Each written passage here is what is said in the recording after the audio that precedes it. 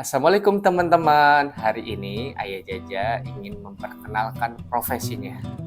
Profesi Ayah Jaja atau Ayah Sabita itu sebagai pemilik toko. Teman-teman mungkin ingin tahu lebih lanjut profesi pemilik toko itu seperti apa ya? Nah, sebelum lebih lanjut tentang mengenal profesi pemilik toko, Ayah Jaja ingin jelaskan tentang jenis-jenis toko.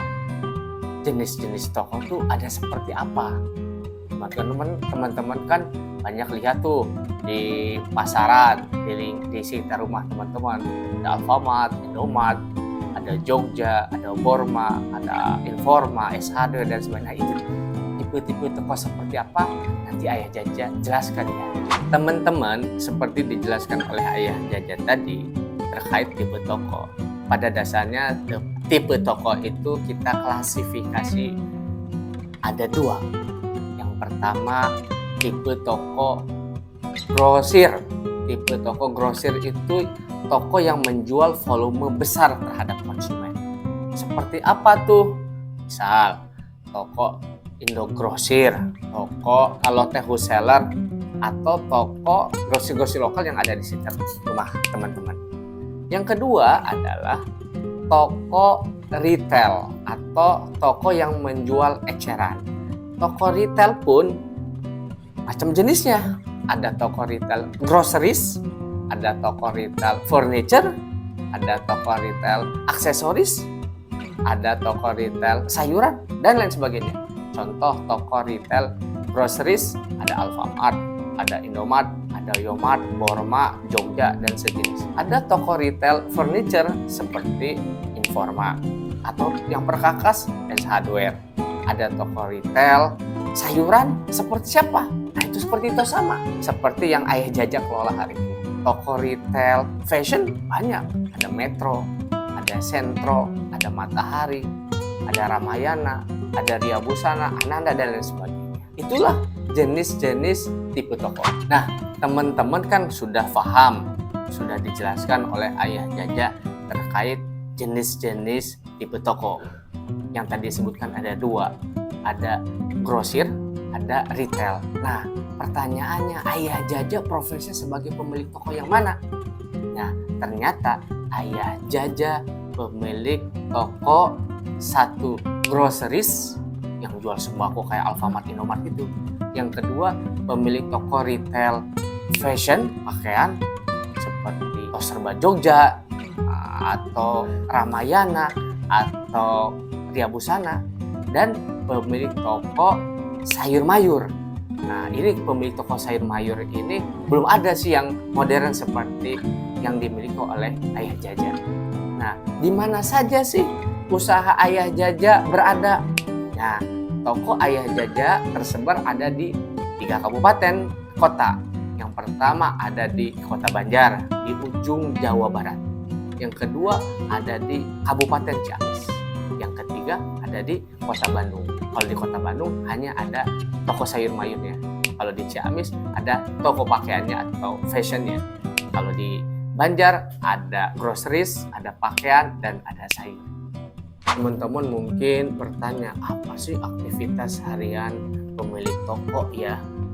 Teman-teman pasti bingung tuh apa aktivitasnya. Gak kebayang deh.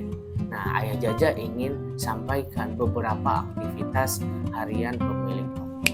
Satu adalah mengontrol operasional, mengontrol keberjalanannya sebuah toko berjalan sesuai rencana, sesuai aturan, sesuai SOP atau tidak.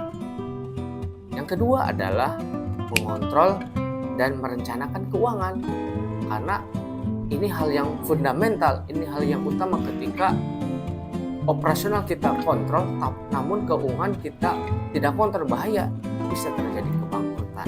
Nah, ini penting sekali kita mengontrol dan merencanakan keuangan setiap saat. Yang ketiga adalah mencari ide pengembangan toko ke depannya seperti apa. Karena tantangan waktu, tantangan zaman, dan tantangan persaingan setiap waktu terus dikejar, terus banyak persaingan sampai pada titik hyper kompetisi. Nah, itu diminta pemilik toko itu untuk melakukan sebuah inovasi dan inovasi. Yang keempat, pemilik toko juga punya tugas bagaimana mencari partner, mencari mitra, mencari tim untuk bisa meningkatkan keberlangsungan usaha pemilik toko.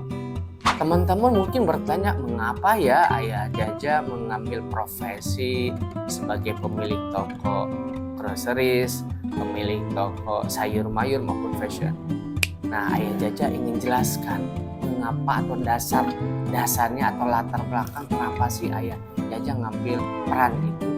Ternyata Ayah Jaja itu mengambil peran pemilik toko groceries dan sayur mayur karena Ayah Jaja ingin menjadi bagian dari pemasok kebutuhan masyarakat agar terhindar dari makanan yang haram maupun syubhat, yang dimana hari ini banyak toko sekarang yang jual ada yang haram, ada yang syubhat, ada yang halal dalam satu tempat. Nah, Ayah Jaja tidak ingin toko Ayah Jaja tercampur baur, ada yang halal, ada yang haram, dan ada yang syubhat. Nah, Ayah Jaja memastikan bahwa umat ini, masyarakat ini harus mengkonsumsi makanan yang halal. Agar apa? Kalau kita mengkonsumsi makanan yang halal, maka makanan itu akan menjadi darah dan daging, dan darah dan daging itu pada saat kita berdoa pada Allah, kalau ada makanan yang haram, maka doa-doanya akan tertolak seperti disampaikan dalam hadis tersebut. Tidak akan pernah doa seseorang diijabah, dikabulkan oleh Allah kalau di dalamnya ada harta yang haram atau di dalam dagingnya ada daging yang haram. Oleh karena itu Ayah Jaja ambil peran itu, ambil peran toko groceries karena ada kebutuhan pokok, dan ngambil peran toko sayur mayuran karena itu kebutuhan harian kita. Teman-teman, Ayah Jaja ingin berpesan kepada teman-teman, kalau teman-teman bercita-cita menjadi pemilik toko atau pengusaha atau pebisnis, beberapa hal yang menjadi bekal untuk teman-teman. Pertama adalah seorang pebisnis, seorang pengusaha atau bahkan pemilik toko harus senantiasa memberi solusi atas permasalahan yang terjadi di lapangan atau di masyarakat.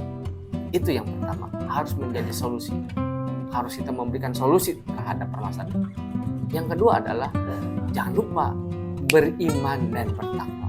Karena apa? Kalau kita memberi solusi tanpa iman dan takwa, kita itu nggak jadi amal soleh. Yang ketiga adalah dalam usaha itu, dalam berusaha, dalam berbisnis harus sabar dan ulet. Karena nggak mudah, harus sabar. Dan yang terakhir adalah teman-teman harus belajar keuangan, harus melek keuangan. Bahaya, karena kalau kita sibuk bisnis, ramai sana sini usahanya, ternyata kita tidak paham keuangan, bisa bobol, bisa bangkrut, dan ujungnya usaha kita tutup. Kan tidak mau kan seperti itu. Karena itu 4 hal itu harus kita jaga. Ayah Jaja ingatkan kembali, pertama adalah selalu memberikan solusi. Yang kedua adalah beriman dan bertakwa. Yang ketiga adalah sabar dan ulet. Dan yang terakhir adalah harus melek keuangan. Insya Allah dengan 4 hal itu teman-teman pegang, insya Allah teman-teman akan menjadi bisnis, pengusaha atau pemilik toko yang sukses. Teman-teman sukses dan Allah pun ridho. Sampai ketemu di lain waktu.